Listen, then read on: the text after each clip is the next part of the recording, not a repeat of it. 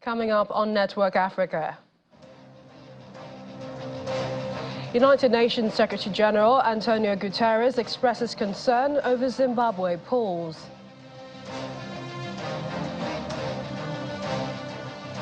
Sudan's paramilitary support forces, RSF, maps out vision to end war and build a new Sudan, signaling readiness for a negotiated settlement. Plus, talks over Ethiopia's Nile Dam row resumes in Cairo.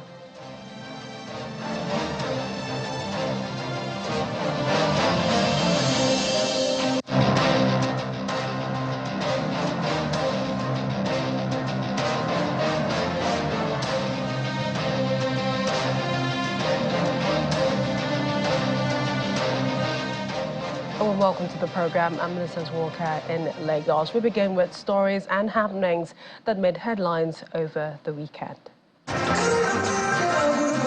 Supporters of Niger's military leaders flooded the country's national stadium on Saturday to celebrate 1 month since military rule and to call for a swift expulsion of the French ambassador.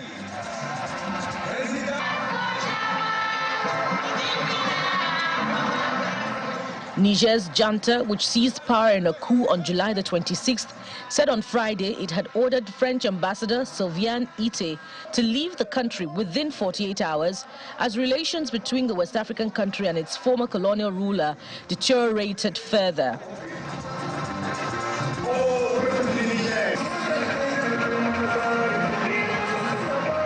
Like recent coups in neighboring Burkina Faso and Mali, the military takeover in Niger came amid a growing wave of anti-French sentiment, with some locals accusing the European country of interfering in their matters.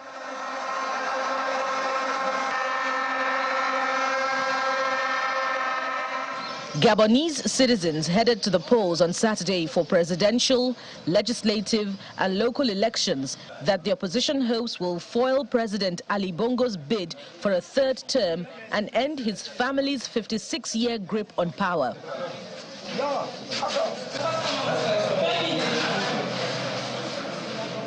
Voting was meant to kick off across the Central African country at 700 hours GMT, although several polling stations in the capital, Libreville, saw significant delays.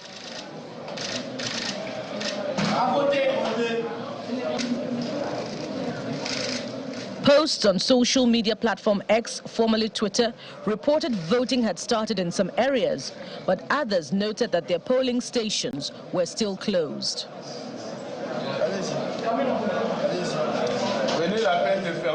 Such irregularities could add to concerns about the post-electoral period, which in Gabon had previously seen unrest linked to the opposition disputing the result.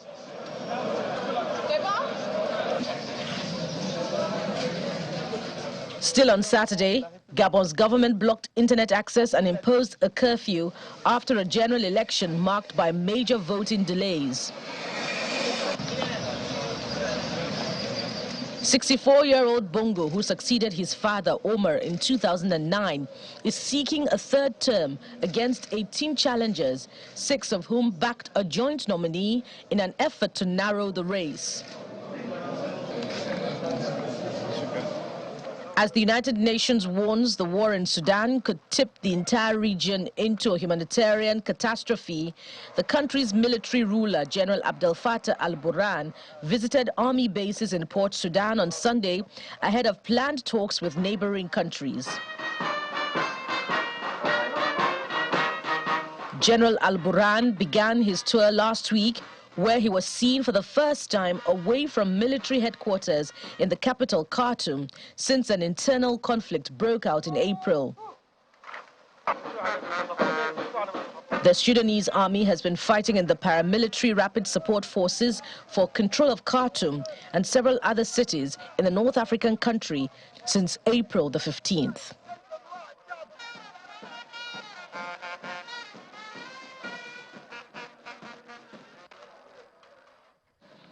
And to our main stories now. The runner-up in Zimbabwe's presidential election, Nelson Chamisa, has accused President Emmerson Mnangagwa of carrying out an electoral coup after he was announced winner of the general elections.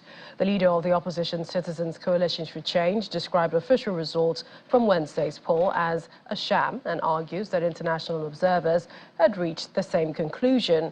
At a press conference, Mr. Chamisa, who got 44% of the votes against Mnangagwa's 52.6%, accused the electoral body of announcing false results. On Sunday, Zimbabwe's Electoral Commission announced President Mnangagwa's re-election for a second term. We continue to call on all our guests. A very happy President Emmerson Mnangagwa on Sunday welcomed results of the recently concluded election, which he said was peaceful and demonstrated the country's democracy as mature. Accepting the re-election in a press conference at State House in Harare, the president dismissed criticism by opposition leader Nelson Chamisa that it was a gigantic fraud. I'm sure that very few people in this country will say that the elections were marred by any violence, because there was no violence at all. And I think this is what we should, as Zimbabweans, cherish and continue to maintain. This is now shows how mature our democracy is. The Election Commission announced late on Saturday night that the 80-year-old president had won the election with 52.6% of the vote, while the opposition Citizens Coalition for Change leader Nelson Chamisa got 44%. I, Priscilla Makanyara Chigumba, the chairperson of the Zimbabwe Electoral Commission, in terms of Section 110, subsection 3, do hereby declare that Mnangagwa Emmerson Dambudzo of ZANU-PF Party has received 2,350,711 votes out of 4,468,730 valid votes cast, which are more than half the number of valid votes cast in the presidential election. Chamisa has rejected the re-election of President Mnangagwa. It is clear that we are rejecting the election as a sham, the result. The process itself, we disregard it, and it's in line with what the SADC observers have said. We reject this sham result and flawed process based on the disputed figures. Two observer groups said police raided their data centers and arrested staff and volunteers so they could not independently verify the results. Observers from regional body, SADC, and from the Africa Union also criticized the election process. Meanwhile, critics continue to be arrested and taken to court for insulting the president, an offense punishable by 1 year in jail or a fine or both. Mnangagwa's re-election means the ZANU-PF has ruled Zimbabwe for 43 years, since the country gained independence from Britain in 1980. Meanwhile, United Nations Secretary-General Antonio Guterres has expressed concern over the arrest of Zimbabwe election observers amid reports of voter intimidation, threat of violence, harassment and coercion. A statement from the UN spokesperson says, quote, "The Secretary-General calls on political actors to peacefully settle any disputes through established legal and institutional channels and urges the competent authorities to resolve any disputes in a fair, expeditious and transparent manner." Last week, more than 40 poll monitors were arrested as they were trying to compile their own vote count to compare with the official tally. However, the arrests have been condemned by rights groups.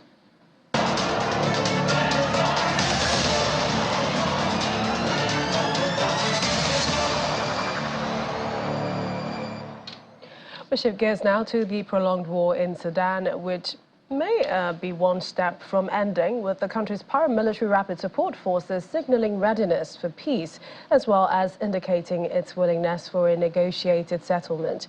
The RSF leader, Lieutenant General Mohammed Hamdan, also known as Hemedti, has mapped out the group's vision to end the conflict between its rival force, the Sudan Armed Forces, SAF.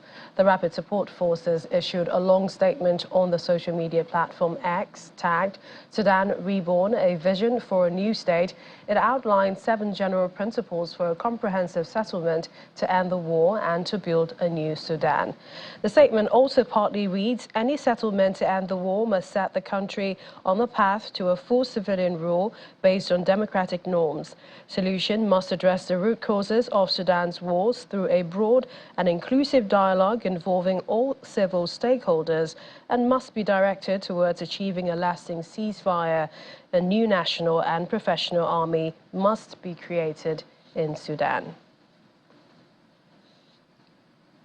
Well, joining us to talk more about this is VOA's Africa correspondent, Mohammed Yusuf, who joins us virtually from Nairobi.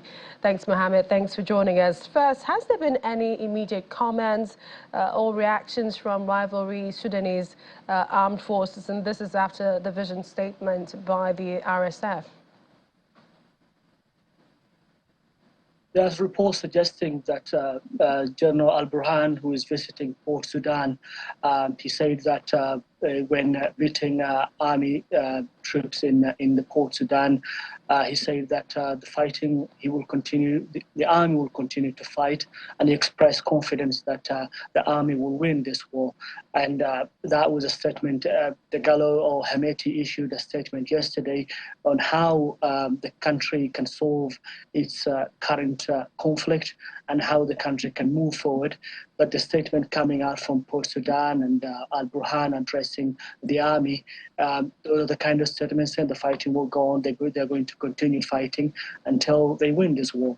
That is precisely not generally answering Dagalo or Hemeti, but looking at the general situation, how far it is the RSF is willing to engage and looking for a peaceful process or peaceful settlement to the crisis. And now there's a bit of hard line position from the army. And Al-Burhan is in the last couple of days or 1 week, so we've seen him come out and visiting now. The latest visit is in Port City, Sudan, and there's also expect that the general will be visiting neighboring Egypt and probably also visit Saudi Arabia, where the talks has been going on between the two rival armies in Saudi Arabia. So, Mohammed, it seems that I should take my words back, that there is perhaps no ending, one-step ending to the war ending in Sudan, seeing as the RSF is saying they're willing to come, and then you have the SAF, not necessarily willing to come to talk peace or, to come to the negotiation table. But talk to us about perhaps what analysts are saying. How realistic is the RSF's vision into building the new Sudan, looking at their 7-point general principles it laid down? It contains several things. I think the thing that clearly stands out is a transition to a civilian rule. We all know that back in 2021, both the generals, RSF and the Sudan Armed Forces led by Al-Burhan and Hemeti, they kicked out the people who were helping them with the transition, particularly politicians and civilians. They kicked them out. Now they remain the two of them, and later they started fighting for power. Now, how is that going to happen? We don't know yet. But the bigger obstacle, many things looking at that can be solved, maybe can be looked at, can be agreed. But the biggest obstacle here, according to most analysts, is how you're going to restructure the Sudan's national army.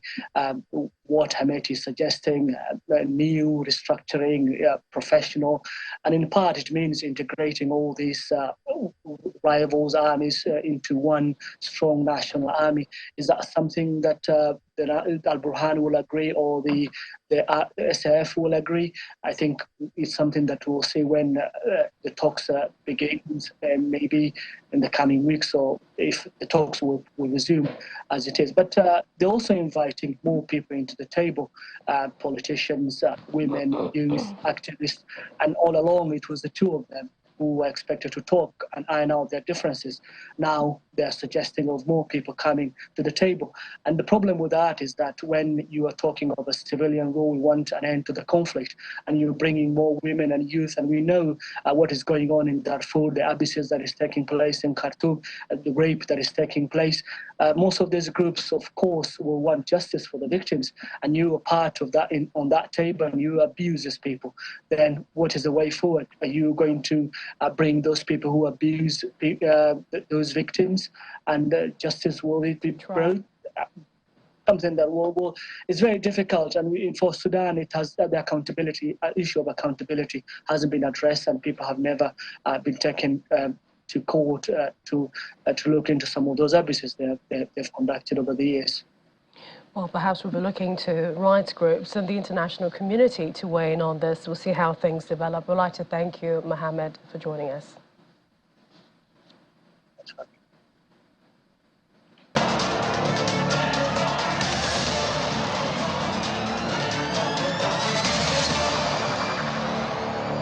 Welcome back. A report from UNICEF says that at least 2 million children have been forced from their homes since the hostilities erupted 4 months ago in Sudan. Spokesperson Florencia Nino Martinez told reporters in New York that this represents an average of more than 700 children newly displaced every hour. Since the beginning of the crisis, UNICEF has been providing health, nutrition, water, sanitation, hygiene, education and protection services to over 4 million children, mothers and families across Sudan. And the agency continues to call on all parties involved in the conflict to prioritize the safety and well-being of children. UN Children's Fund reports on the impact of the conflict. It says that at least 2 million children have been forced from their homes since the hostilities erupted 4 months ago, an average of more than 700 children newly displaced every hour. That's a terrifying number. And according to UNICEF sources, all states in Sudan are reporting severe shortage and stock out of medicines and supplies, including life-saving items. In areas with high internal displacement and where health systems are stretched, such as the Blue and White Nile states, disease outbreaks, including measles, are resurfacing with reported associated deaths. In addition, it is estimated that 20.3 million people in Sudan will be food insecure between July and September this year. At least half of them are children. Since the beginning of the crisis, UNICEF has been providing health, nutrition, water and sanitation, hygiene, education and protection services to over 4 million children, mothers and families across Sudan. And the agency continues to call on all parties involved in the conflict to prioritize the safety and well-being of children. General for the Middle East, Asia and the Pacific, who will be briefing. Well, staying with the United Nations, Aid Chief Martin Griffiths is warning that the prolonged conflict in Sudan could tip the entire region into a humanitarian catastrophe, adding that war and hunger could consume the country. This report was echoed by the spokesman for the UN Office for the Coordination of Humanitarian Affairs, Jens Laerke, who also indicated that thousands of malnourished children could die if they do not receive treatment. We've just issued a statement on Sudan from Emergency Relief Coordinator Martin Griffiths. It contains a stark warning from the UN's humanitarian chief that war and hunger could consume Sudan if those fighting in this conflict do not put the people of Sudan above their pursuit of power and resources. From the capital, Khartoum and Darfur, the war has gone viral and is now spreading to Kordofan. In South Kordofan's capital, Kadugli, food stocks have been fully depleted, and clashes and road blockages prevent aid workers from reaching the hungry. Measles, malaria, whooping cough, dengue fever, and acute watery diarrhea is being reported across the country. The healthcare sector has been decimated, with most hospitals out of service. The fighting has internally displaced more than 3.6 million people, while nearly 1 million have fled across the borders. A protracted conflict in Sudan could tip the entire region into a humanitarian catastrophe. In West Kordofan's capital, El Fula, humanitarian offices have been ransacked and supplies looted. We are also extremely worried about the safety of civilians in Al Jazeera state as the conflict moves closer to that area, which is the breadbasket of Sudan. The longer this fighting continues, the more devastating its impact is going to be. Hundreds of thousands of children are already severely malnourished and at imminent risk of death if left untreated. Millions more will have their education replaced by the devastating traumas of war, becoming a lost generation. You can see that the critical health services.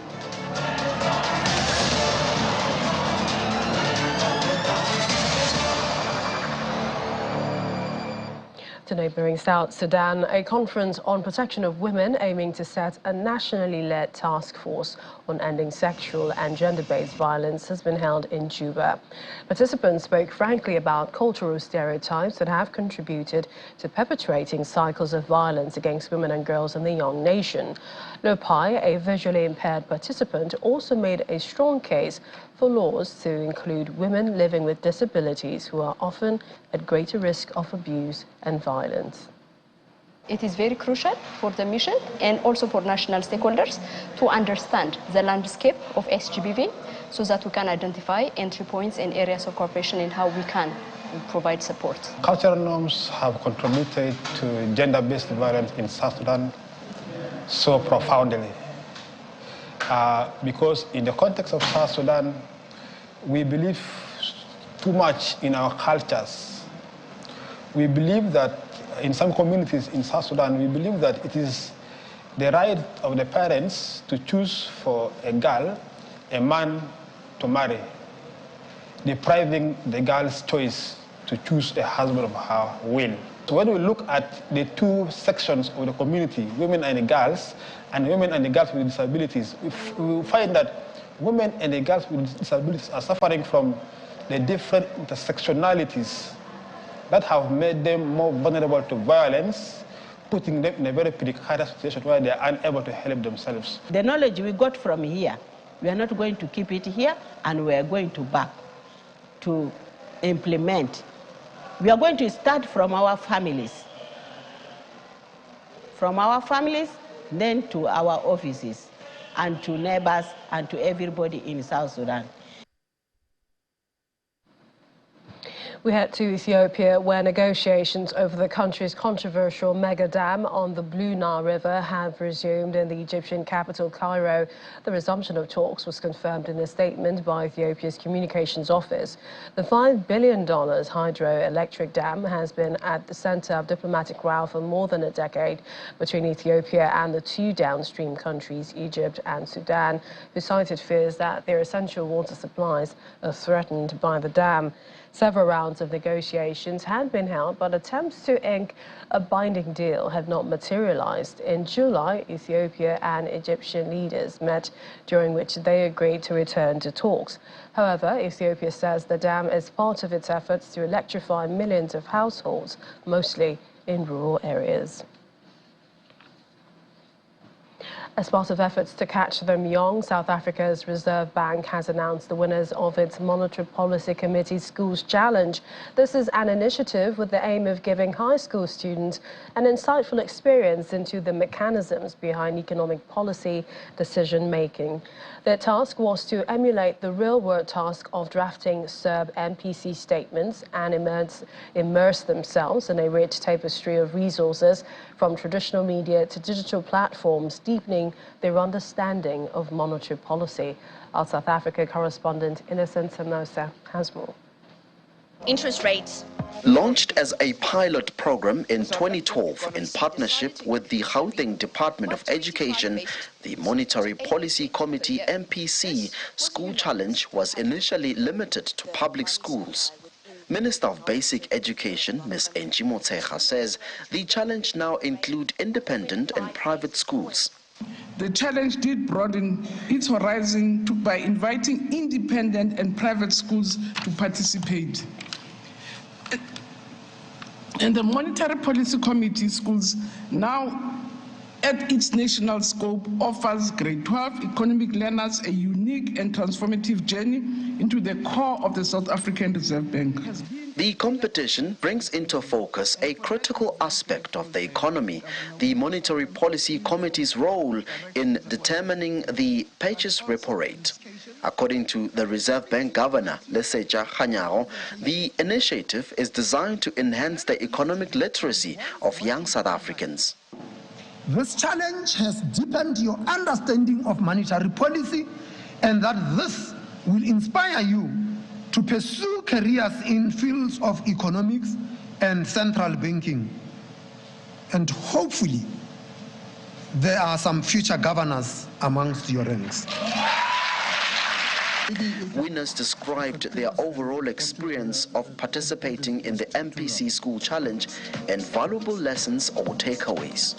Overall, it was truly the most incredible experience ever. We learned such an extent to how much teamwork is necessary in economics, and also like how to do research and how to apply the research that we used in a professional context with a panel of judges.